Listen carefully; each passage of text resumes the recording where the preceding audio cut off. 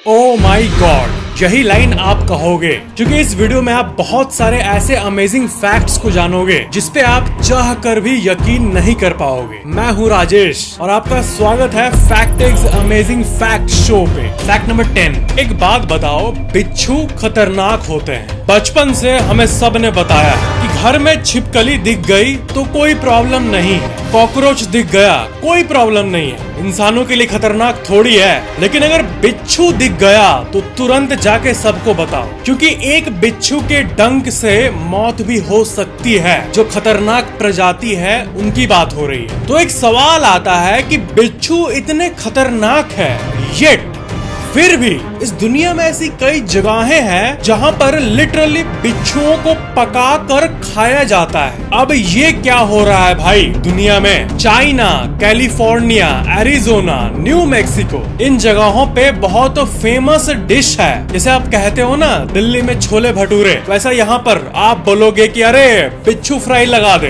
तो ये कैसे पॉसिबल है? तो देखो बात ये है कि बिच्छू के अंदर का जहर क्या होता है, एक सेट ऑफ प्रोटीन होता है, एक केमिकल होता है, और जब बिच्छू को गर्म किया जाता है, पकाया जाता है, जब पक रहा होता है ना, तो उसका प्रोटीन ब्रेक डाउन हो जाता है और वो जो जहर वेनम है उसका जो केमिकल स्ट्रक्चर है वो बदल जाता है। यानी सीधी भाषा में ये कि वो न्यूट्रलाइज हो जाता है पकाने से। और जो शेफ जो प्रिपेयर करते हैं बिच्छू फ्राई को, उनको पता है कैसे कुक करना है। तो यही कारण है कि बिच्छू का कच्चा जहर अगर आपके अंदर मार दे तो फिर आप खतरे में आ जाओगे। फिर भी जब उसको खाने के लिए तैयार किया जाता है केयरफुली उसको प्रिपेयर करके, तब वो डेंजरस नहीं होता है। सब्सक्राइब करने के बाद बेल आइकन पे क्लिक करके ये जो ऑल वाला बटन है इसको हमेशा ऑन रखना ताकि आप तक अमेजिंग वीडियोस पहुंच पाए, और वीडियो को लाइक जरूर कर देना। Fact number 9। ये बड़ा अजीब है। आपने सोसाइटी में देखा होगा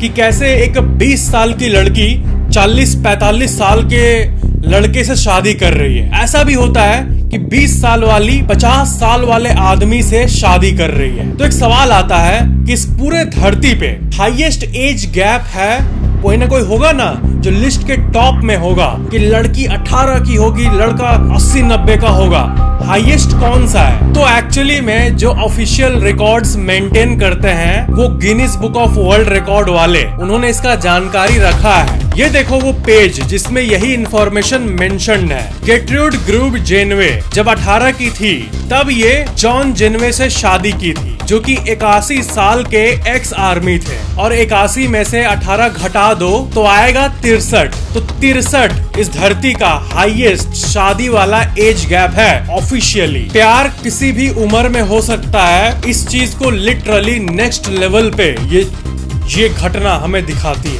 अब कमेंट आएंगे कि भाई प्यार नहीं था, लालच था, ये वो आप लोग कमेंट में डिस्कस कर लो, उसके बारे में मैं कुछ नहीं बोलूंगा। Fact number 8। आपको ये बात पता ही होगा कि ज्यादा ओवरवेट होने से बीमारियों की चांसेस ज्यादा हो जाती है। तो अमेरिका के सर्वेज में ये पता चला है कि वहां पर लगभग 30% लोग ओवरवेट हैं, यानी 100 में से 30 लोग, और भारत में ये 5 से 10% के बीच में है, क्योंकि आबादी ज्यादा है इसीलिए। तो पूरे धरती को जब आप स्कैन करोगे ना तो टॉप में जो कंट्री आएगा वो आपको बता रहा हूँ, नाउरू नाम का एक कंट्री है, वर्ल्ड मैप में यहाँ पे है, छुटका सा बहुत, और यहाँ पे जो ओवरवेट होने का रेट है वो 94.5% है। इसके विकिपीडिया पेज पे आप यहाँ पे देख सकते हो कि WHO वर्ल्ड हेल्थ ऑर्गेनाइजेशन ने ही इस बात का एस्टिमेट किया है। मतलब इस देश का 94% लोग सब मोटे हैं। वहाँ पे आपको गलियां कुछ ऐसी दिखेंगी, हर कोई मोटा मोटा, थुल थुल थुल थुल। पर हाँ, आपको पता है एक बात, चार्ट में टॉप पे इसीलिए आता है क्योंकि ये नाउरू का पॉपुलेशन 12,000 है सिर्फ। तो 12,000 के सैंपल साइज में 94% आना कोई बड़ी बात थोड़ी है, पर फिर भी चार्ट्स पे ये ऑफिशियली टॉप पे आता है। Fact number 7। ये एक अल्ट्रा डीप फैक्ट है और आपको थोड़ा एक्स्ट्रा फोकस से सुनना होगा। देखो एक थ्योरी है कि जब इंसान मर रहा होता है, जैसे कि मान लो कोई मर रहा है, उसकी आंखें बंद हो रही है, उसका ब्रेन स्लो पढ़ रहा है। तो एक थ्योरी है जो कि ये बताती है कि हो सकता है कि एक मरते हुए इंसान को जो टाइम है वो बहुत स्लो फील हो। और आप कहोगे हाँ टाइम स्लो फील होगा तो इसमें बड़ी बात क्या है। टाइम का पर्सपेक्टिव होता है। तो एक डीप लाइन को सुनो। ऐसा हो सकता है कि जो मर रहा है उसको लगे कि 1 साल से वो वैसे ही पोजीशन में है। मैं फिर से कह रहा हूँ, जो मर रहा है हो सकता है कि उनका टाइम परसेप्शन इतना स्लो हो कि वो अपने आप को सालों ट्रैप्ड पाते होंगे। क्योंकि टाइम कैसे चल रहा है ये आखिरकार आपका ब्रेन केमिकल ही ना मैनेज कर रहा है। आपके ब्रेन के साथ अगर मैं छेड़छाड़ करूं और कोई इंजेक्शन देके सुला दूं, आपके बॉडी को फ्रीज कर दूं, तो सिर्फ उस केमिकल के चलते आपको ऐसा फील होगा आपके कॉन्शियसनेस को कि आप 1 साल से वहीं पे लेटे हुए हो, जबकि एक्चुअली में 5 मिनट ही रियल लाइफ में बीता होगा। तो रेस्पेक्टिव परसेप्शन की बात है। तो कई लोगों ने इसी बात को थियोराइज किया है कि मरते वक्त इंसान को बहुत आराम से लाइफ की सारी इवेंट्स की समरी दिखती है और बाहर की दुनिया के लिए तो 5 मिनट बचा होगा और वो छाती पे ऐसे उसको जगाने की कोशिश कर रहा होगा। पर इस थ्योरी के हिसाब से मरते हुए इंसान का परसेप्शन इतना स्लो हो जाता होगा कि उसको कई महीने और साल फील होते होंगे। देखो बहुत अजीब सी बात है, मुझे भी पता है, लेकिन बात यह है कि सब दिमाग का खेल है। इसको ऑल्टर किया जाए तो पूरा परसेप्शन ऑल्टर हो जाएगा। तभी तो जो लोग कोई सब्सटेंस, नशीला ये सब चीज को लेते हैं तो अजीब चीजें दिखने लगती है जो एक्चुअल में है भी नहीं। तो कोई भी एक्सपीरियंस को क्रिएट किया जा सकता है न्यूरो केमिकल्स के जरिए। हाँ, लेकिन ये मरने के समय दिखता है महीनों सालों तक, इस बात को तो कोई चाह के भी कंफर्म नहीं कर सकता है, क्योंकि ये मरने के वक्त होता है। और मरने के बाद कोई कैसे बोलेगा कि हाँ मुझे दिखा था। हाँ, और एक बात, जो नियर डेथ एक्सपीरियंस होता है ना, जिसमें इंसान जग जाता है, अस्थि से जग जाता है, तो उसमें तो वो मरा ही नहीं होता है। तो ये जो एक्सपीरियंस की बात हो रही है ये एक्चुअली में जब सोल निकलता है तब होता है, अकॉर्डिंग टू थियोरिस्ट्स। बड़ा डीप फैक्ट था, लेकिन ये सोचने के वर्थ था। फैक्ट नंबर 6, कई बड़े बड़े शहरों में जो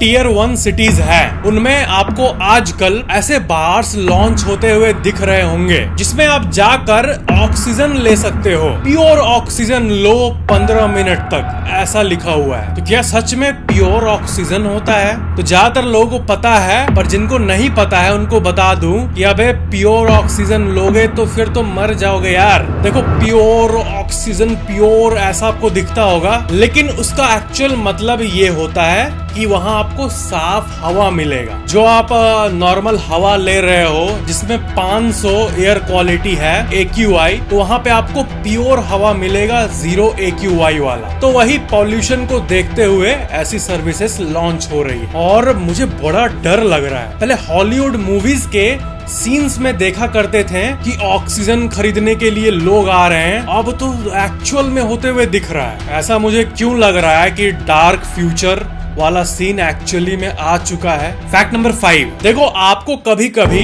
किसी इंसान के माथे के ऊपर कुछ ऐसा दिख सकता है। ये देखो, इसकी बात हो रही है। क्या होगा ना, एक तार यहाँ लगा रहेगा कान में और एक लगा रहेगा सीधा जो आप देख रहे हो माथे के ऊपर, और ये माथे के अंदर जा रहा होगा। तो ये देख के तो आप चौंक जाओगे कि अबे ये क्या है, ये क्या लगाया है। तो मैं आपको बता दूं, ऐसा कभी दिखे तो समझ जाना वो हियरिंग एड इम्प्लांट है। क्या है कि जिनके कानों से सुनाई नहीं देता, उनके पास एक बहुत ही महंगा इम्प्लांट कराने का ट्रीटमेंट होता है, जिसमें सीधा चमड़े के अंदर डिवाइस इम्प्लांट करा के माथे के ऊपर, और वो डायरेक्टली माथे के अंदर सिग्नल भेजता है और लेता है, और इससे सुनाई अच्छा से देता है इंसान को। तो ये वियर्ड सा टेक वही है। कभी मेट्रो वगैरह में देख लो किसी को तो चौंकना मत, इसे कॉक्लियर इम्प्लांट कहते हैं। फैक्ट नंबर 4, मैंने इतने सारे फैक्ट्स बताया है स्पेस एस्ट्रोनॉट्स के बारे में, तो आप लोगों में से बहुत लोग पूछते हो कि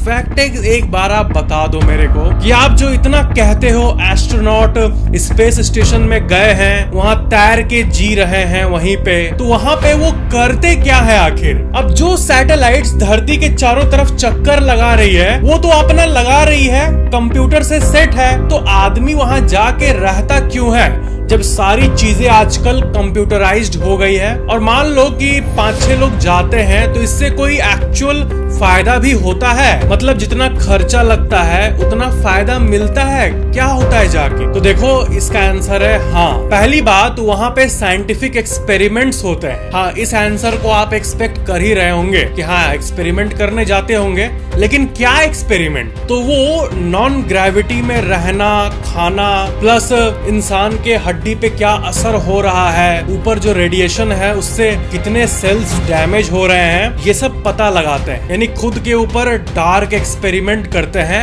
एस्ट्रोनॉट्स। पर ऐसा क्यों? ये करने की क्या जरूरत है? तो बात ये है कि इंसान का फ्यूचर मार्स पे है या फिर कहीं भी और है। तो अगर स्पेसशिप पे बैठ के हम वहाँ गए तो जितना टाइम लगेगा जाने में मार्स प्लैनेट तक, तो उतने दिनों तक रहना होगा ना, कई सालों तक। तो इंसान रह पाएगा कि नहीं, या फिर एकदम हड्डी बनकर सिकुड़ जाएगा पूरी तरह से, ये सब जानना होगा और इसीलिए वो जाते हैं। तो पहला मैं आपको बता दिया साइंटिफिक एक्सपेरिमेंट्स। दूसरा है मेंटेनेंस। देखो क्या है ना कि स्पेस स्टेशन के अंदर, जैसा कि आपने गेस कर लिया होगा, बहुत कॉम्प्लेक्स पार्ट्स होते हैं और हाँ वो ऑटोमेटेड कंप्यूटराइज्ड हैं, 90% है, लेकिन जो 10% चीजें हैं वो मैनुअल भी है और उसी को ट्वीक करने एस्ट्रोनॉट्स जाते हैं। इंसानों के बिना इंटरनेशनल स्पेस स्टेशन जो पूरा सैटेलाइट है वो ठीक से काम नहीं करेगा। फैक्ट नंबर 3, ये कमेंट देखो, ये बहुत ही इंटरेस्टिंग सा कमेंट है। मंथ का सीक्वेंस इस तरह होना चाहिए: 7 पे सितंबर,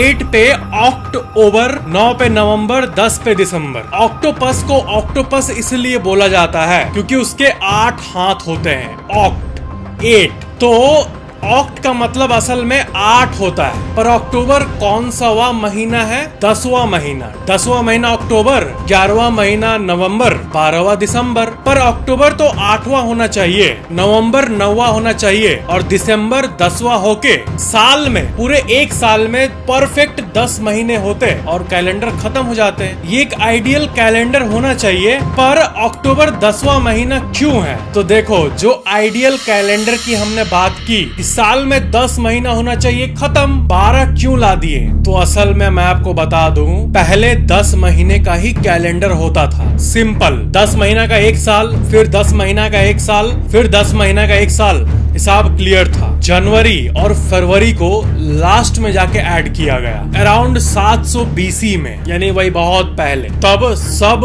महीने एक एक ब्लॉक आगे चले गए, इसीलिए अक्टूबर 10वां महीना हो गया और तभी महीना जो है वो अपने प्लेस से आगे चला गया। फैक्ट नंबर 2, आप लोगों में से बहुत लोगों ने ये पूछा है कि डॉलर के हिसाब से सबसे वीकेस्ट करेंसी कौन है, या फिर आप ये कह सकते हो कि आपके पास मान लो 100 रुपए है, तो इस 100 रुपए का जो नंबर आपको दिख रहा है नोट पे, आप पूरे धरती पे, पूरे विश्व में ऐसा कौन सा एक कंट्री है जहाँ पे आप जाओगे तब आपका ये 100 रुपया जो आपके हाथ में है उसका नंबर सबसे ज्यादा बढ़ जाएगा? तो वो है ईरान। ईरानियन रियल जो है वो सबसे वीकेस्ट है, क्योंकि आपके हाथ का 100 रुपए वहाँ पे जाके 50,000 नंबर में बदल जाएगा। आपके पास जो 500 रुपए का नोट है वो ईरान में जाके 2.5 लाख IRR बन जाएगा। फैक्ट नंबर 1, अमेरिका के FBI के बारे में तो आपने सुना होगा। FBI को दुनिया का सबसे इंटेलिजेंट इन्वेस्टिगेटिव एजेंसी माना जाता है और पूरे विश्व भर में इनके जो एजेंट्स हैं वो फैले हुए हैं, जो कि देश विरोधी चीजों के बारे में पता लगाते हैं कि कोई साजिश तो नहीं कर रहा। तो एक FBI एजेंट जिसका नाम है रॉबर्ट हैंसन, उसे एक मिशन दिया गया कि वो ये पता करे कि FBI के अंदर ही एक ऐसा इंसान घुस गया है जो इंफॉर्मेशन को लीक कर रहा है दुश्मनों को। तो रॉबर्ट ने सारे फाइल्स का जांच किया कि ऐसा कौन हो सकता है हमारे ही टीम में रह के गद्दारी कर रहा है। फिर 2-3 महीने बाद ये पता चलता है कि जिसको ये काम सौंपा गया था, यानी रॉबर्ट, जो रॉबर्ट अभी मैंने बोला, वही था गद्दार। अमेरिका के FBI में जो रॉबर्ट था वो असल में रशिया का KGB एजेंट था। अमेरिका और रूस के बारे में जो टेंशन है वो तो आपको पता ही होगा। तो रशिया का एक एजेंट FBI में काम कर रहा था। और देखो कितनी अजीब बात है, गद्दार है टीम में, इस गद्दार को पकड़ने के लिए गद्दार को ही सारा फाइल और काम सौंपा गया। और आप यकीन नहीं करोगे, ये पकड़ा गया था 2001 में और ये काम कर रहा था 1979 से 22 सालों तक ये काम करता रहा। और इसलिए इस घटना को पता है क्या कहा जाता है, अमेरिका का वर्स्ट इंटेलिजेंस डिजास्टर। इस केस के बारे में बहुत कम लोग जानते हैं, लेकिन ये रियली में मूवीज के क्लोज, बिल्कुल मूवी की तरह अगर कोई एक्चुअल में घटना हो सकती है ये इंटेलिजेंस एजेंसीज को लेकर, तो वो यही है। तो ये थे आज के सारे अमेजिंग फैक्ट्स। नीचे कमेंट करना ये वीडियो कैसा लगा और वीडियो को शेयर जरूर करना और सब्सक्राइब करके ऑल जरूर ऑन रखना। Thank you for watching. मिलते हैं अगली वीडियो में।